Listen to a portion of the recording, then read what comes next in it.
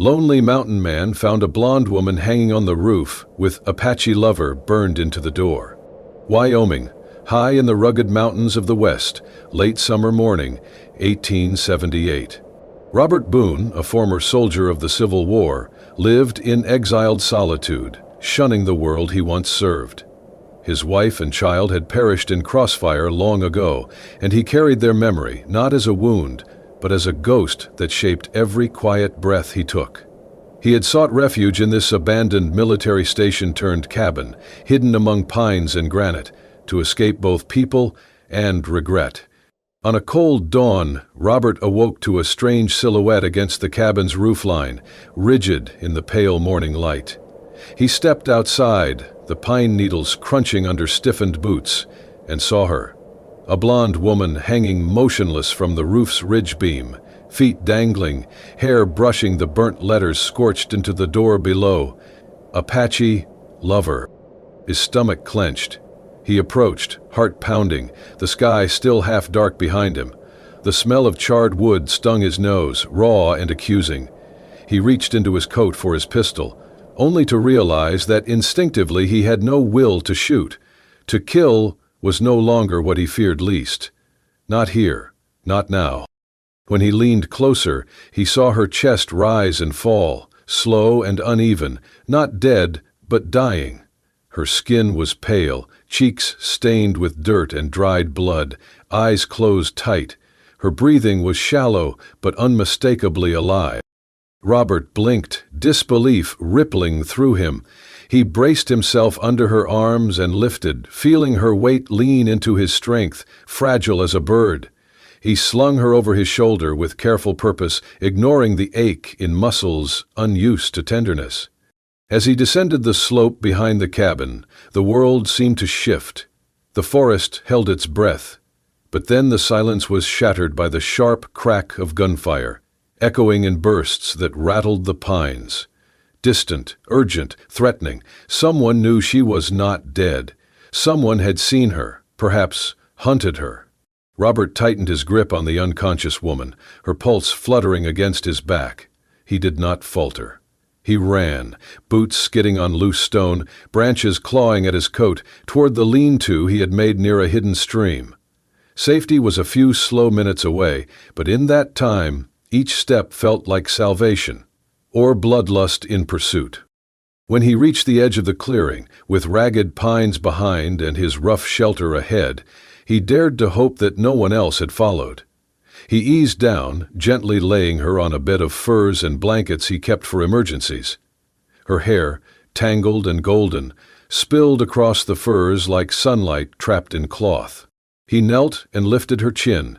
Her eyelashes fluttered. She breathed deeper, a single shaky gasp. He exhaled without noticing he had been holding it. In the still air, the only sound was her ragged inhalation and the distant echo of fear beyond the trees. He knelt in the morning light, listening to her breathing, as though it were a secret only he was allowed to hear. He could not yet think about what came next, or who had done this, or why. He only knew that she was alive, and that he would not let her die here, not by wood or flame or vengeance.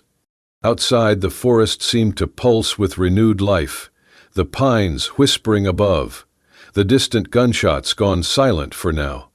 And Robert listened, heart pounding, as he waited for her eyes to open. She burned with fever through the first day and the next. Robert did what he could, cleaned her wounds, bathed her head in cool water drawn from the spring behind the cabin, wrapped her limbs in linen stripped from old shirts. She stirred only once, whispering one name like a broken string, repeating in the wind. Turuhambur. It haunted the silence. That night, while the fire crackled low, she woke in a panic. Her arms flailed, her breath turned sharp. She screamed and reached toward her neck, clawing for something invisible. "Get away! Let me go! I'll die before you take me back." Robert moved fast, grabbed her wrists, not harsh, but firm. She struggled hard, teeth clenched, legs kicking wildly. "You're safe," he said calmly. "You're not there anymore." She didn't believe him. Her eyes darted, filled with terror. Then she lunged toward the fireplace, reaching for the blade he used to split kindling. He caught her around the waist and pulled her back hard against him. "Don't," he said, voice low. "Not like this. Not when you made it this far." Her body trembled, her breath hitched. For a moment she sagged in his arms like someone who had run too far and realized there was still more road to go. He loosened his hold. She turned slowly, her voice cracked and wary. "Who are you?" "Name's Robert," he said. "Boone. This is my place, or what's left of it." "You found me?" He nodded. Her eyes lowered. She sat on the floor, legs folded beneath her, arms wrapped around her chest like a child holding herself together. Then, after a long silence, she whispered, "My name is Annabeth. Annabeth Crawley." Robert froze. Crawley. The name hit like a musket shot to the chest. He had not heard it in years, but once it had been inked across the orders that sent mercenaries into Apache lands. Orders signed by Nathaniel Crawley, plantation baron, cattle lord, and self-proclaimed purifier of borders. Annabeth continued, unaware of Robert's shifting gaze. "He's my father," she said flatly. "Or was." Robert said nothing. "I ran away, years ago, after he hit me for the last time." Her voice grew tight. "I didn't just run. I followed someone. Tahoma. He saved me when I was bleeding in the creek behind our land. Said I wasn't the enemy. Said no one's born one." "You loved him," Robert said softly. She nodded. "We lived in the canyons, far from everything. I learned his language, wore his mother's beads, slept under the stars." A tear ran down her cheek. "They came for us last winter, white men. Some I recognized, some my father paid. They ambushed us." She shook her head, as if denying the memory could kill it. "Toha died protecting me. I saw him fall. I didn't scream, I couldn't." "They took you," Robert said. She raised her sleeve. The bruises had faded, but the burns hadn't. "They called me witch, whore, Apache lover. They said I shamed my blood. They tied me up, dragged me town to town, then they left me hanging." Her voice broke. "To make sure no girl ever tried to love someone like him again." Robert looked at her, his jaw clenched tight. The fire hissed.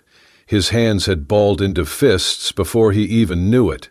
Her story stirred something old and bitter, memories of campfires lit too close to smoke and blood, of children screaming in languages no one bothered to understand. Annabeth fell silent, her eyes drooped with exhaustion and humiliation. "You can hate me," she whispered. "Everyone else does." Robert sat beside her on the floor, staring into the flame.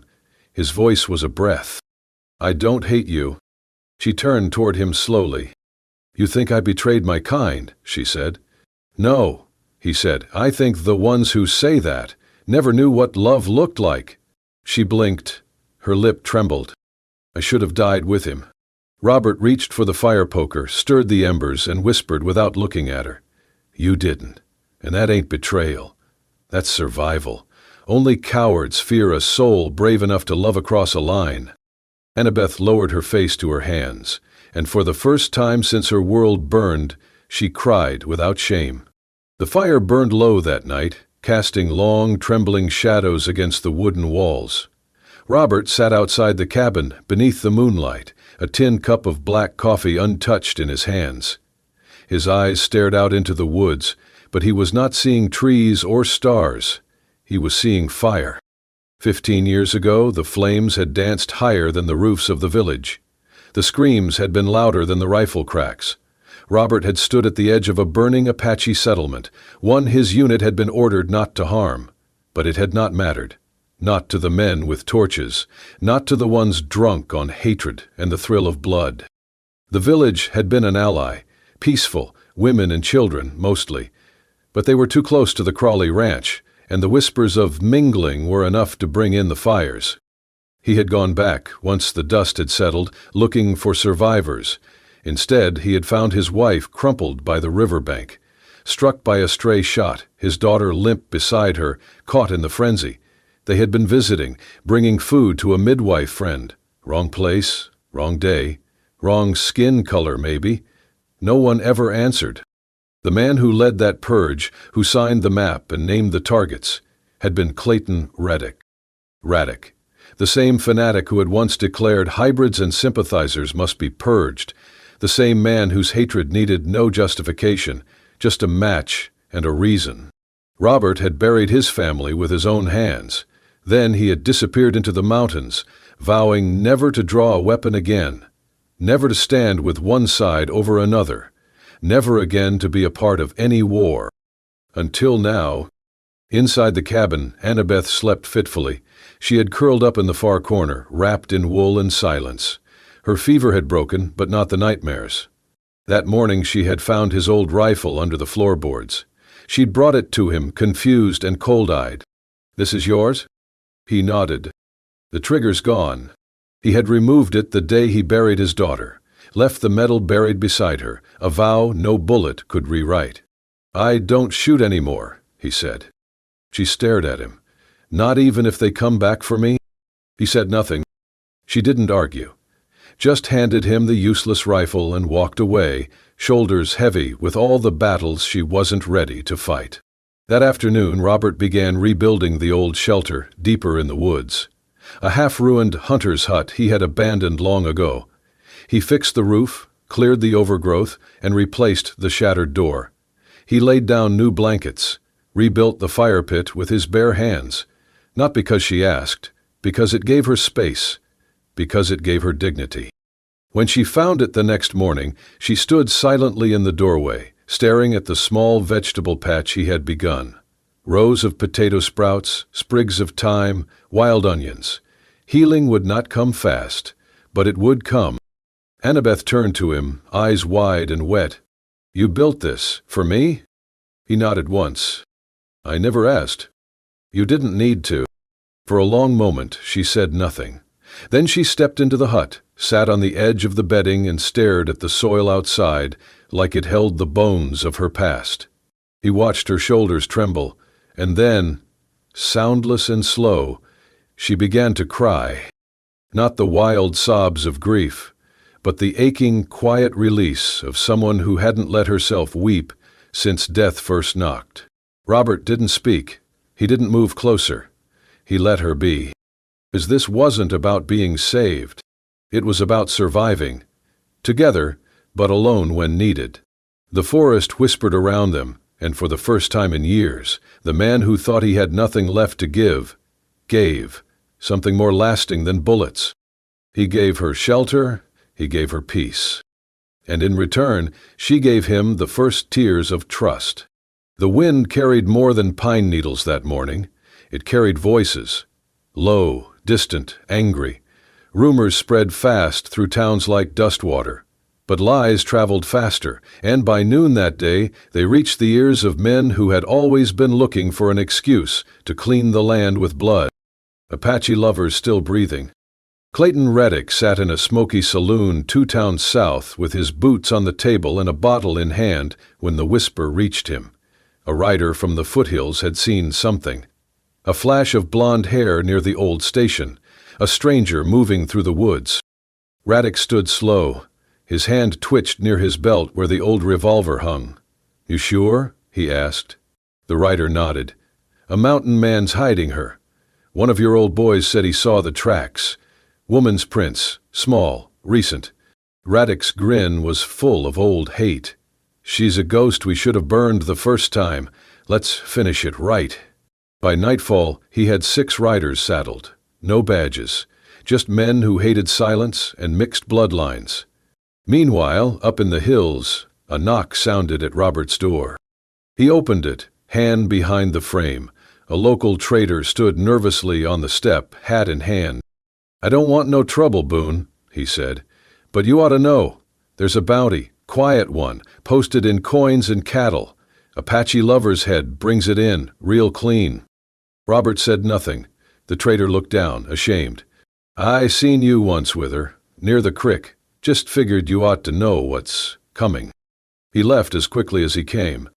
Inside the cabin, Annabeth heard every word. She packed her bag before Robert could speak. Her hands trembled, but her voice did not. "I have to go. They'll kill you if they find me here. They'll kill you if you go." She looked at him, her eyes hard. "You saved me once. I'm not asking you to do it twice." Robert took a breath, stepped forward. "I lost a wife and child because I followed orders. I stood still when I should have spoken, watched fire take everything and called it fate. I won't do that again." She opened her mouth, but he wasn't done. "You're not baggage. You're not a burden. You're a human being, and I'm done pretending the world gets to decide which ones are worth protecting." Her shoulders dropped, but her gaze did not. "They'll come." "I know," he said. That night, Robert went into the woods alone. He moved like a shadow, quiet, calculated, unseen. He had not touched a weapon in years, but that didn't mean he had forgotten how to survive. He laid traps. Not to kill, but to slow. Alarm wires made of old tins and broken glass. Trip branches along the ridge, a silent perimeter of warnings, not violence. When he returned, the sky was starting to bruise with dawn. Annabeth waited by the fire, her fingers wrapped around a mug of cooling tea. "You could have run," she said quietly. "I could have," he replied. "Why didn't you?" He looked at her a long time. "Because I've seen men fight to possess, to own, to chain. That's not why I'm here." "Then why?" He set a hand gently on the table between them, not touching her, just close. "I just want you to live." She didn't speak. Her throat tightened too fast for words. No one had ever said that to her before, not even Tomoma. People had wanted her silent, loyal, useful, beautiful. No one had simply wanted her breathing. And in that moment, for the first time in her life, Annabeth Crawley didn't feel like someone running. She felt seen. Behind them the woods remained still, but beyond the ridges, hoofbeats had started. Quiet, yet growing.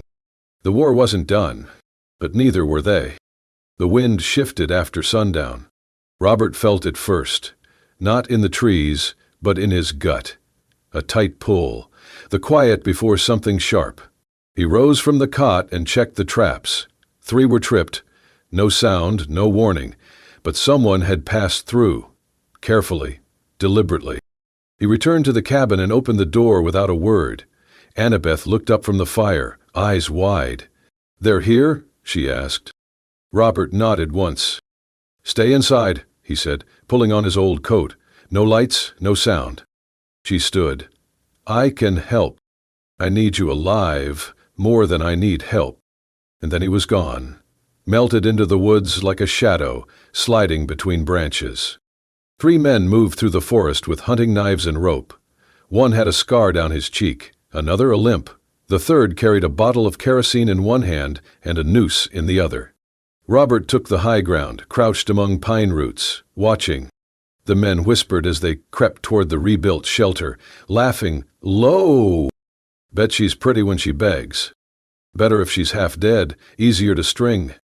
Robert moved fast. He dropped behind the last one and struck hard, elbow to throat, blade to wrist, just enough to knock him unconscious. The second turned, caught a punch full in the jaw before he could raise his weapon. But the third spotted the movement and shouted, drawing a revolver. Gunfire cracked through the trees. Back at the cabin, Annabeth heard it. She froze. Then grabbed the oil lantern, flint, and one desperate idea. Outside, Robert fought like a man who hated violence but understood it too well. He dodged, rolled, kicked. But they were faster now. 2 against 1. Blades flashing. Then came light. Not from the moon. From the trees. Flames roared up the dry underbrush in a sudden bloom of gold. The fire Annabeth started leapt from bush to branch, devouring everything in its path. Heat poured over the forest like breath from hell itself. The attackers turned, shouting, blinded by the smoke. Robert used the moment, striking fast, breaking the leg of one, dragging the other into the dirt before fleeing. He ran toward the glow, toward the danger, because that was where she was. Annabeth stood near the base of a ridge, her dress singed, hair damp with sweat, holding a burning stick like a sword. She coughed once, eyes searching. When Robert reached her, he didn't speak, just grabbed her arm and pulled her toward the ravine trail. They ran together, half choking, half burning, until they reached the mouth of an old cave nestled deep in the canyon wall, a place Robert had once used during winter patrols. Inside, the air was cool, safe, but barely. Robert collapsed first, then pulled her down beside him. They lay there in the dark, breath heavy, skin marked with soot and ash. She winced as he gently brushed the hair from her face. A long lock had burned at the ends, singed into a brittle curl. "You set the woods on fire," he said, almost a smile in his voice. "Just a little," she rasped. "You could have died." She met his gaze. "I know." He paused, his fingers still tangled in the remains of her hair. "Would you have died for me?" Annabeth swallowed, the question cracking something open. "No," she whispered. "I want to live. For you." The cave fell silent except for their breath and the distant pop of burning pine, but inside them something deeper had caught fire, and this one they would not run from. The town of Dustwater was the kind of place where shadows moved faster than gossip. Robert hadn't walked its streets in years, not since the war, not since the smoke and screams. But now he stood in the back of a crowded trading post, face under a wide-brimmed hat, listening. "Clayton Raddick's coming in by week's end," one man said over a barrel of sugar and dried beans. "Got business with the mayor, or maybe something more. Personal." "Personal, like bounty hunting?" another muttered. Robert stiffened. He turned and walked out, the bell over the door tinkling behind him. Down the hill, at the edge of town, Annabeth waited in a wagon they'd borrowed from a farmer. Her hood was drawn low, but her eyes scanned every rider, every glint of silver on a belt. When Robert approached, she spoke without looking. "Did you hear his name?" "Yes." "Then it's him." She reached into her satchel and pulled out the scorched piece of tanned leather, half burned, blackened at the corners. It had been nailed to the door of the old signal post when Robert found her strung up. It bore one word, scorched in with a hot brand: Apache lover. Robert had always thought the burn marks were random, symbols of hate, not handwriting. But now, under the sunlight, Annabeth ran her fingers along the edges. The angle of the A, the way the P dips below the line, this was branded by hand, not stamp. "And you recognize it?" Annabeth nodded. "Raddick used to write letters to my father, threats, warnings, offers. They had a shared hatred. Only difference was my father used gold, Raddick used fire." "Letters to your father?" "And one to Toma." Her voice cracked. Robert stayed quiet. "He threatened to hang Tahoba from the town gates, called him a mud-skinned thief. He wrote it all in a twisted cursive. Just like this." She held up the leather again. Her hands didn't shake anymore. Robert took it from her and stared at the seared word. "He's not just hunting us," he said. "He's hunting memory." "He wants everyone who ever loved an Apache to suffer," Annabeth whispered. "He wants the world to forget people like Tahoma ever existed. Then we need to remind them." Robert had no badge, no army, no allies. But he had a truth, and a fire inside that hadn't burned in 15 years. They made camp near the foothills outside Dustwater. Robert crafted a plan, built not from bullets, but from proof. That night they visited the church records in town, the old parlor behind the chapel, where donations and letters were stored. Annabeth remembered a letter her father had once burned after reading. A letter from Raddick, warning about his daughter's dishonor. It was still there. The half-charred draft copy. The church had required documentation when her father donated land for tax forgiveness. That letter contained the threat, the slur, and the unmistakable handwriting. Robert took it and wrapped it tight. Next, they rode to the old marshal's cabin. The new deputy was young, but he listened. Robert laid down the piece of branded leather, the letter from Raddick, and told him everything, without shaking, without asking for trust. "We're not here to hang anyone," Robert said. "We're here to show you the rope." The deputy looked between them, then nodded. Radek arrives Friday. He's been gathering men. But if this is true, people ought to know who they're letting into their homes. Annabeth stepped forward. I don't need them to love me. I just need them to see me as a person, not a lesson. Robert looked at her, pride flickering in his chest.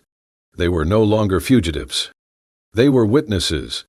The fight wasn't over. But the silence was. Dustwater had not seen a crowd this size in years.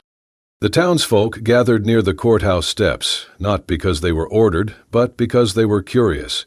Rumors had flown all week of a mountain man, a traitor woman, and a war ghost coming home to stir old ashes.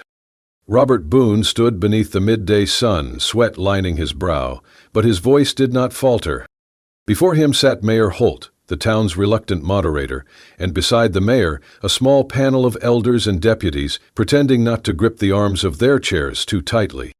I have here, Robert began, holding up a packet, a letter, written by Clayton Reddick to William Crawley, accusing his own daughter of shame, calling for the death of the man she loved. A murmur ran through the crowd. Robert laid the letter on the table, then held up a burned piece of leather. And this, found nailed to a cabin where that same girl was left to die, branded by hand, the same script, the same slur. He looked out over the people. Many avoided his gaze, a few didn't. Next came the photograph. Robert pulled it from his coat pocket. A grainy image from the war, black and white, stained by time. It showed a line of soldiers outside a burning Apache village. One man stood at the front, tall, bearded, with a distinctive long-barreled revolver slung at his side. That weapon, Robert said, turning toward the panel, is unique. Custom trigger guard, double-notched hammer. Only 6 were ever made for field captains under the Wyoming militia. One of them belonged to Clayton Reddick. Clayton stood to the side, arms crossed. He had not spoken yet. Now he did. This is a circus, he barked. These are war stories, accusations from a recluse and a woman who betrayed her own blood. Someone in the crowd murmured agreement. Raddick's voice rose. We're talking about people who consorted with murderers, who welcomed savages into their bed. What's next? Will we let them raise our children? A few nods rippled through the square, but not all. Then came the quiet interruption. I was there, a voice croaked. An old man stepped from the shade near the sheriff's office, bent back, white-bearded, one hand clutched a wooden cane. I was the field surgeon under the militia, the night of the Dustwater raid. Robert stepped aside. The old man approached the platform slowly, knees shaking but voice steady. Reddick gave the order. No quarter, no captives. He said he wanted the land washed clean. We attacked before dawn, burned everything. That was the night Robert's wife and daughter died. Raddick scoffed. Lies from a dying drunk. The doctor looked at him, eyes red-rimmed but clear. You buried your guilt in whiskey. I buried mine in silence, but only one of us still dreams of fire. The mayor turned pale. Others in the crowd lowered their heads. And then, Annabeth stepped forward. No escort, no shame. She walked to the front of the crowd, hands at her sides, then, without a word, reached behind and untied the back of her blouse. Gasps cut the silence. Across her back were long, twisted scars, raised like rope, some still red around the edges, wounds that could not be hidden by time or fabric. Annabeth's voice was soft but carried. These weren't left by Apache blades. They weren't made in the woods by tribal men. They were given to me by white hands, Christian hands, men who said they were saving me from sin. She faced the crowd now, eyes unwavering. Teohawk didn't chain me. He taught me how to grow food with one hand and shoot a hawk with the other. He didn't own me. He listened to me, and he died protecting me. She turned toward Raddick. You didn't hang me to punish love. You did it to silence it. Silence hung over the square like ash. No one clapped. No one shouted. But no one looked at Raddick the same again. The truth had been spoken, not from pulpits or guns, but from skin and memory. The fire of justice had not burned out. It had just begun. Clayton Reddick was sentenced by his own kind. Words sharp as bullets, truths heavier than iron. He was taken away without honor, without a crowd to cheer. The town of Dustwater, once proud of its silence, now found strength in listening. Robert and Annabeth did not stay to watch the gallows built. They left the next morning, before sunrise, riding toward the hills where no names mattered, only breath, earth, and sky. It took them 3 days to reach the ridge. The old hunting cabin was still there, though the door hung loose and the windows were cracked. Robert fixed it first, not with urgency but with care. Annabeth gathered pine needles for bedding and stripped bark to boil for pain medicine. They moved like they had done it before, like the place had been waiting. Weeks passed. They cleared space, dug a well, planted beans and squash. Robert built an extra room with hands that remembered more than war. Annabeth painted the door with blue ash from wildflowers. For peace, she said, smiling softly. People started to arrive. A boy whose parents had thrown him out for marrying a Cheyenne girl. A woman with a scar down her cheek and nowhere else to go. A wounded horse, limping from a hunter's bullet. The cabin became a place not of exile, but of return. Robert watched it grow and felt something in his chest uncoil. One evening, as the sun slipped behind the ridgeline, staining the mountains red gold, he walked up the path to where Annabeth stood near the split-rail fence. He didn't bring flowers. He didn't kneel. He just stood there, dust on his boots, hat in hand, eyes steady. "You don't need to say yes," he murmured. "There's no ring, no preacher, no whiskey toast." She turned toward him slowly. "I just need to know," he continued, "that you'll still be here when the sun drops behind that tree, and the next night, and the next." She stepped closer, hands resting lightly on his shirt. "Tua was only my first storm. He broke the locks on my cage. He taught me fire." She reached up and touched Robert's face. "But you," her voice trembled, "you taught me stillness, that love doesn't have to be lightning to be real, that it can be the sound of wood creaking under moonlight, the scent of smoke on flannel." Robert said nothing. He only closed his eyes, forehead resting against hers. She whispered, "Tomorrow is memory. You are tomorrow." They didn't wed by law. They didn't take vows before witnesses. But from that night on, the wind seemed quieter through the trees, and the fire inside the cabin never burned out. Months later, a letter was found tucked inside the pages of a donated book at the Dustwater schoolhouse. It bore no signature, but the handwriting was elegant, feminine, steady.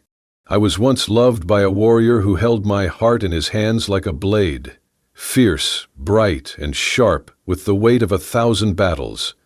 Now I live with a man who holds my heart like soil, soft, steady, and strong enough to plant something in. Toop taught me how to fight, the other taught me how to stay. I have learned that love is not proven in how loud you shout or how far you run.